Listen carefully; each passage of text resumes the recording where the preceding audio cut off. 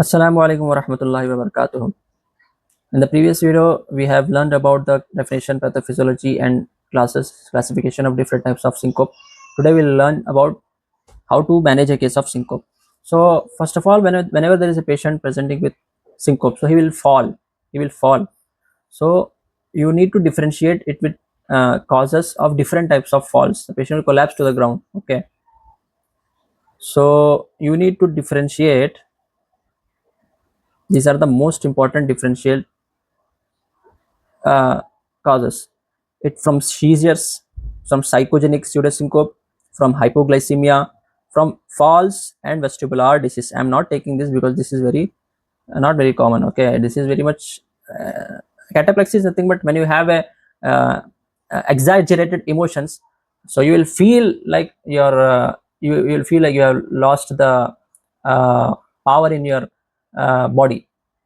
So some dangerous news you hear, so at that time what you will feel you have lost the power from your body, or uh, some very good news you hear and you laugh and laugh and laugh, uh, some when you laugh very much because of something, so at that time also you can feel weakness. That is nothing but cataplexy. Okay, so there is no loss of consciousness in this.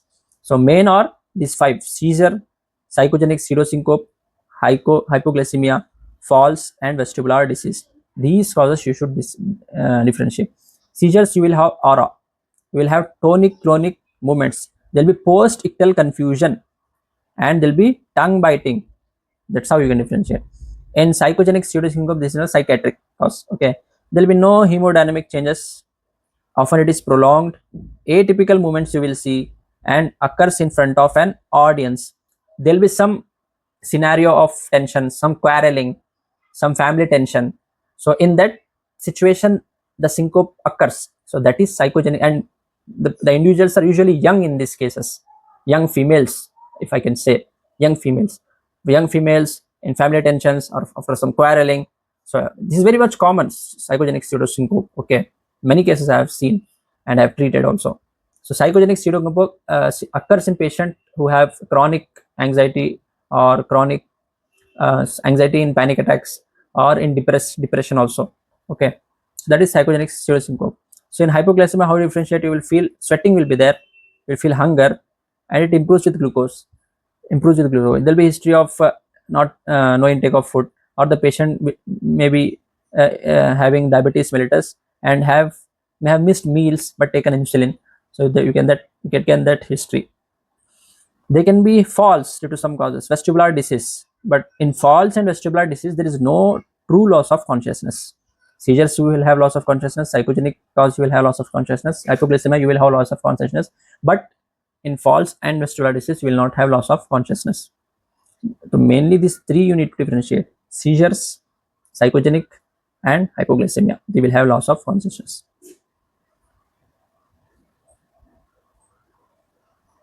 So this is a flow chart depicting the differential diagnosis of syncope.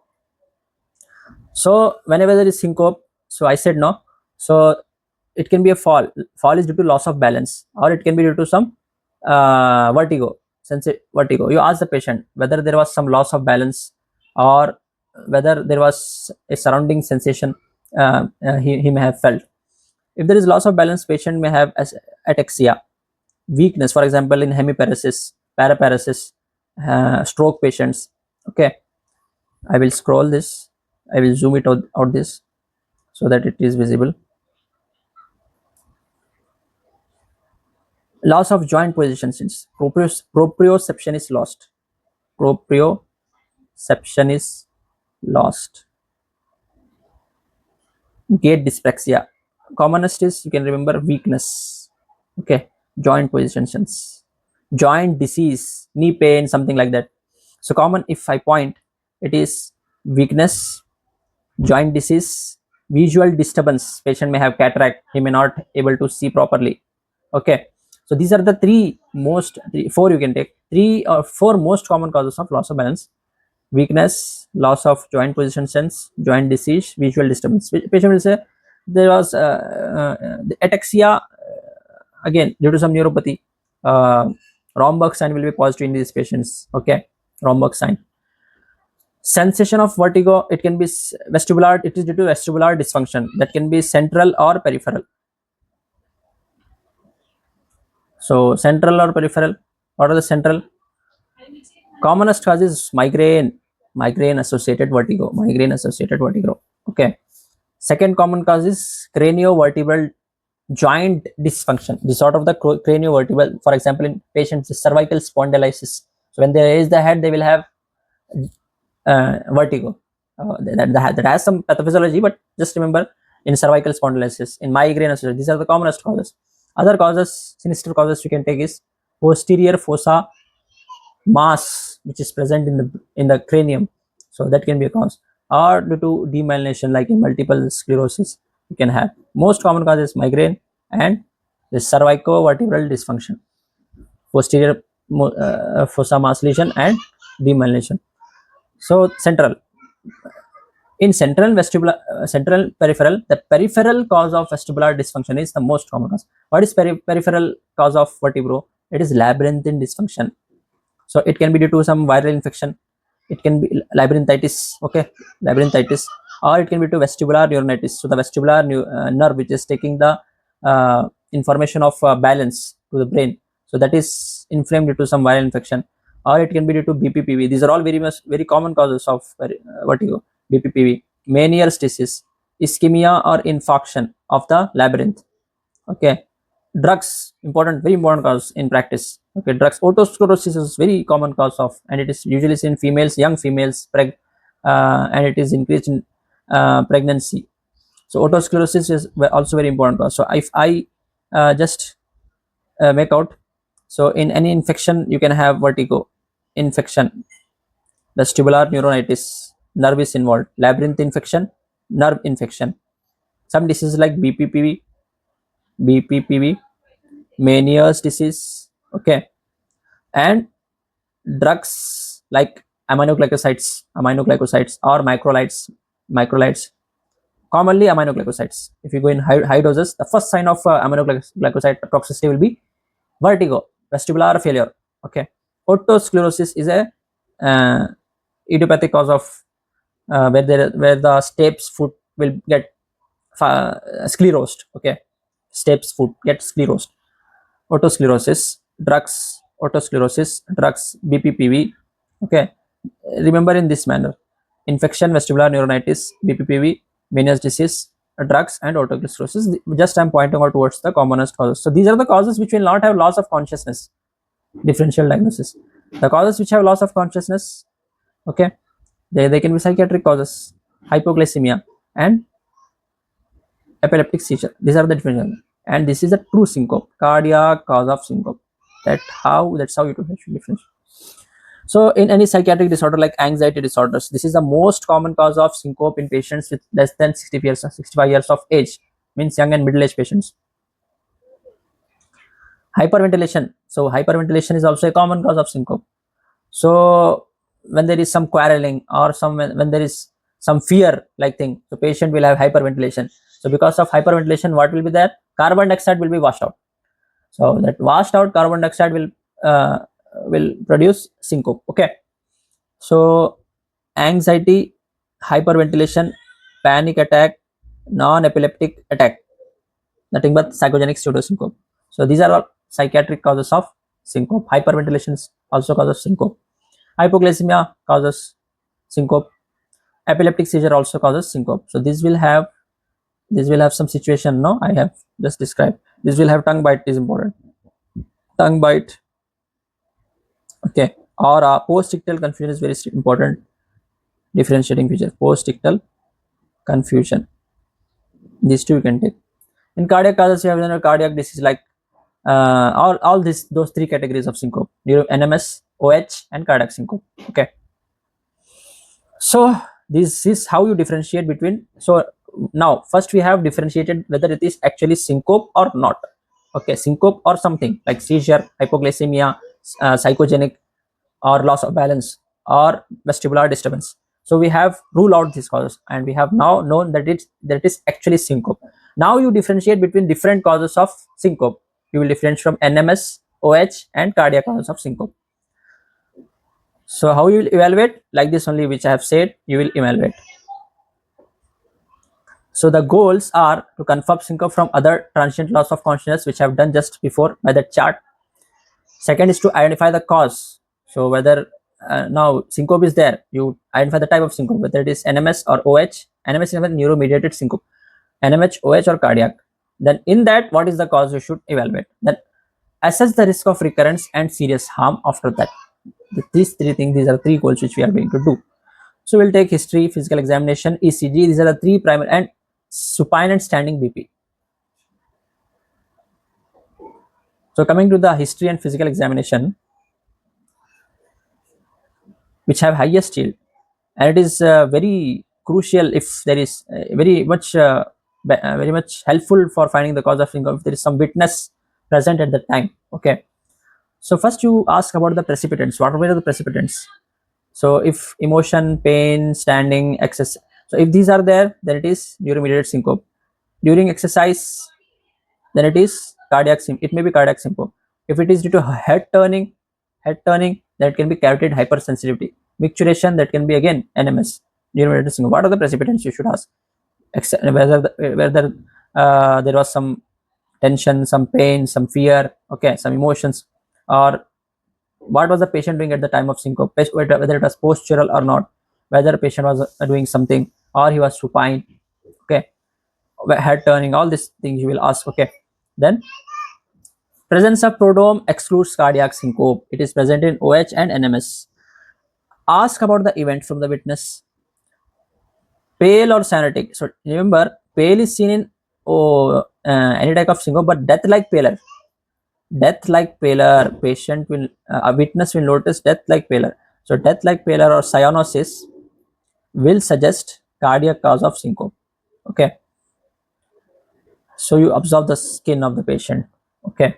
Then whether there were movements, tonic-clonic movements. So brief movements may present in normal syncope, but brief movements present in syncope, but tonic-clonic movements, if they're present, they present seizure. Okay. Duration is short in syncope. It is very much prolonged in. It is prolonged. Okay, it is prolonged in what do you call that pseudo syncope. Okay, incontinence. So this is important. Seizures will have incontinence. Syncope in some patient may have incontinence, both urinary incontinence, but stool incontinence is rare in syncope. Okay, if there is stool incontinence, and stroke also you can have incontinence. Seizures you will have incontinence. Stroke also you can have incontinence. Syncope also you can have incontinence. Okay, so you will prodrome, you will ask about the event from the witness. Then recovery, you will see rapid recovery suggests vasovagal syncope. Post-ictal confusion, if it is there, it suggests seizure. Past medical history and family history is also important. Presence of any cardiac disease, diabetes, you should ask. Neuropathy, family history of sudden cardiac death, you should ask.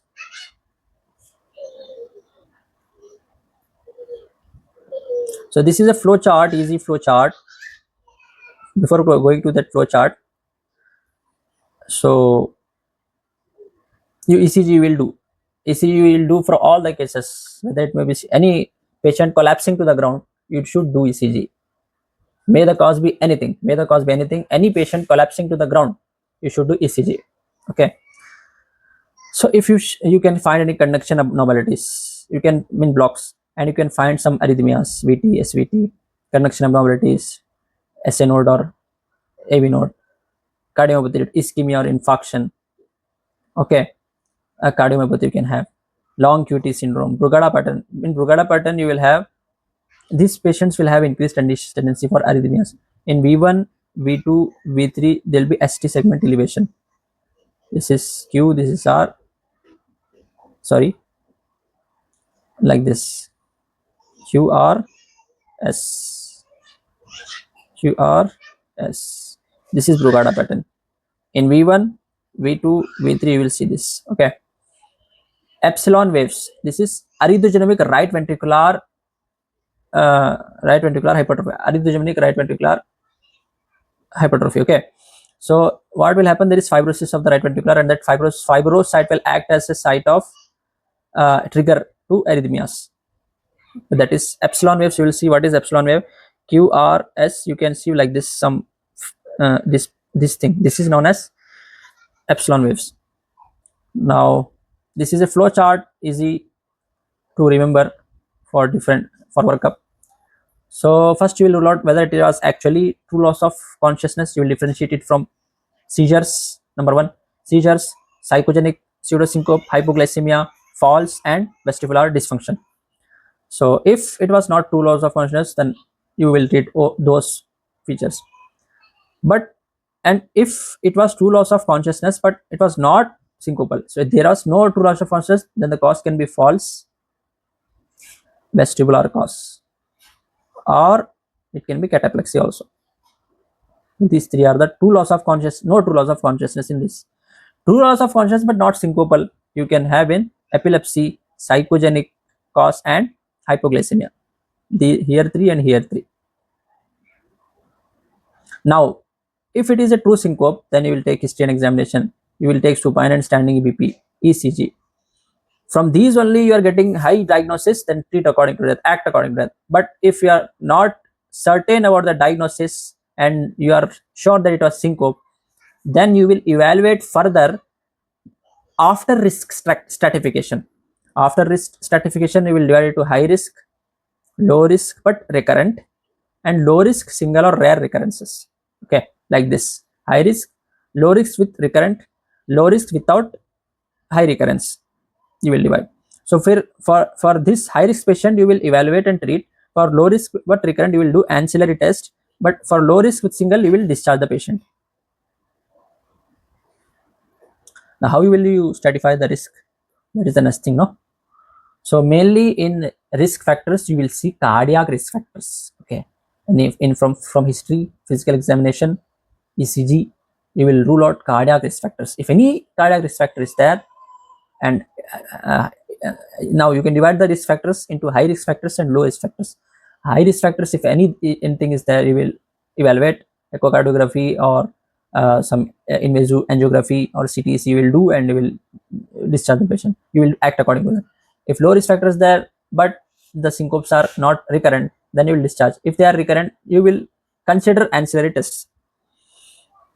See here, this table shows risk factors of syncope. So major high risk factors, remember high risk factors. So syncope associated with chest discomfort, breathlessness, headache, important. Coat hanger headache, you will see, orthostatic hypotension, no? Headache also important, okay?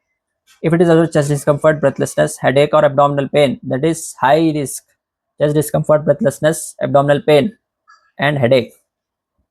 During, this is in history, okay? This is in history. During exertion or when supine, okay, palpitation associated with the syncope. So these are high risk factors, okay? Family history of sudden cardiac death at a young age, this is also a high risk factor. So these are the high risk factors in history. In past medical history, history of recurrent syncope and absence of structural heart disease. So remember the high risk factors: associated palpitation, chest pain, breathlessness, headache, abdominal pain during exertion, during supine, sudden cardiac death at a young age. In physical examination, what are the high risk factor?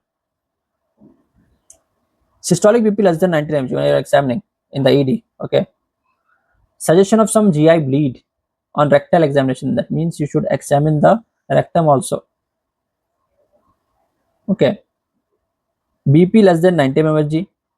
Heart rate less than 40 beats per minute. In awake state, patient is conscious but the heart rate is less than 40. Okay. A murmur. Remember these three things: BP less than 90, heart rate less than 40, and patient is awake, and murmur you are finding. That's about in physical findings. Now coming to the ECG findings. What are the risk factors? Just remember, low risk is nothing but everything is normal, but the patient is getting recurrent syncope, then you will do ancillary test. Okay. Major risk factor: ECG having ischemia, ECG having blocks, slow AF, atrial fibrillation, heart rate is less than 40. Okay, bundle branch block, Okay, ventricular tachycardia, supraventricular tachycardia, Brugada pattern. So any abnormality if you find in ECG, then it is a high risk. You should refer the patient to a cardiologist. So that was a big thing. In small summary, you can remember: exertional or supine syncope, chest pain or dyspnea or palpitation or headache or abdominal pain accompanying the disease, known severe structural heart disease or heart failure. This is a high risk factor. Okay. Family history of sudden cardiac death at a young age, ECG with abnormal patterns, no prodrome. Okay. Low risk features: discharge the patient. Long history of recurrent syncope with identical features, vasovagal precipitants, no structural heart disease, normal ECG. No cardiac things in history, physical examination, or ECG, you discharge the patient. So mainly we are ruling out whether there is a cardiac cause for syncope. No cardiac cause is found, just discharge the patient. So what are the tests you will do? You will have a targeted approach to the test. What means targeted approach? If you are suspecting murmur, you will do ambulatory ECG monitoring. You are suspecting structural heart disease, you will do echocardiogram. If you are suspecting neural mediated syncope, you will do tilt table test. What is tilt table test? Now I will explain. The patient will be lying supine on a table. Okay, here is the patient like this, his limbs. Okay, he will be strapped at shoulders. Okay, at the hips, at the knees, and at the foot. He'll be strapped, and the table is lifted to 70 degree, and then BP and heart rate are measured, and patient response is assessed. Patient response. So the end point for this is decreasing BP, decreasing heart rate with patient getting syncope. That is the end point. If this is positive, then that suggests uh, if it is within 15 seconds, then that is actually a neurally mediated syncope. If it occurs within 3 minutes, then it is orthostatic hypotension. If it occurs more than 3 minutes, then it suggests early sign of autonomic failure. So nothing but tilt table test is due to confirm any neurally mediated syncope, or to know, it will help in knowing chronic autonomic early dysfunction of autonomic nervous system, also orthostatic hypotension also, depending on the time when the syncope is occurring. Tilt table test. Electrophysiological study will do accordingly. Okay, lab test, what you can do: four things in lab test. Four things. What are the four things? This is not routine, but you will do. Check the hematocrit. If it is fall, then blood loss is there. So blood loss can be obvious from external side, or it can be GI bleed also. You should per rectal examine the patient. CBC will order. So RBS you will check glucose, important. Troponins you will check, and D-dimer for permelism. These are the four basic lab tests you will do: CBC, RBS, troponins, and D-dimer in patient in syncope. If you are suspecting these things, bleed you are suspecting, hypoglycemia is suspecting, infarction is suspecting, pulmonary embolism is suspecting. Neurological testing like EEG and CT MRI. Okay, if you are suspecting a seizure or stroke, you can plan for this. So that's about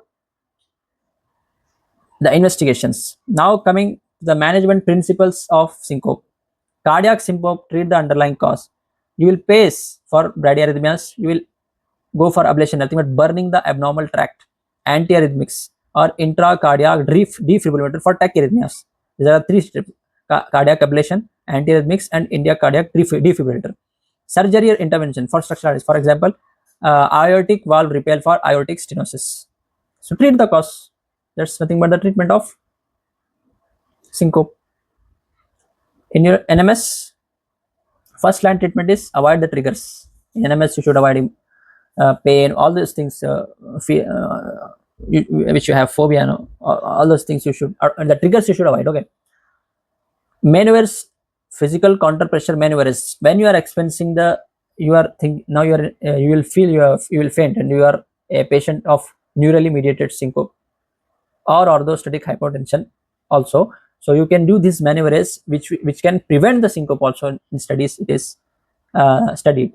Leg crossing. What you do, just I will say one thing: just from the standing position, squat, get into the squatting position, and bend cross the arms like this. What this will do, from the upper limbs and lower limbs, blood will be pushed towards the heart, and that will halt the upcoming syncope. Okay, leg crossing, arm tensing, This will prevent or abort the episodes. And when there is volume loss, you will increase the fluid intake, salt intake. Pharmacotherapy is rarely it is done. It is second line and limited evidence. Fludrocortisone you will use or midodrine you will use.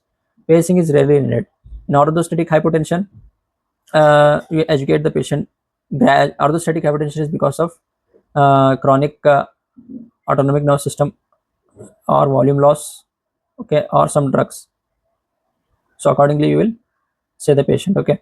If it is due to chronic autonomic failure, you will say the patient to change the posture gradually, gradual position changes, or you will have give the patient abdominal binders, compression stockings, or this will pump the blood towards the heart because the autonomic nervous system is not functioning properly. Increased fluid and salt intake, this is important, okay. Increased fluid and salt intake is very important. Raising the head end of the bed for supine hypertension. Small frequent meals, small frequent meals. Postprandial syncope, you will have no those for those. What happens in so when the blood is entering into the intestine, so osmotic effect will take the fluid from the blood vessels into the intestine. So what this will cause, in the blood vessel, the blood volume will reduce. That will cause decreased cardio output, and that will cause syncope. That is the mechanism of postprandial syncope. Okay, so having small meals will prevent that postprandial syncope. So most important this one: increased fluid and salt intake, compression stocking, abdominal binders, gradually changing the posture. These are all the things. Pharmacology, you can give fludrocortisone, midodrine, droxidopa to these patients. Autonomic failure. If some drug is responsible, remove that drug. Okay.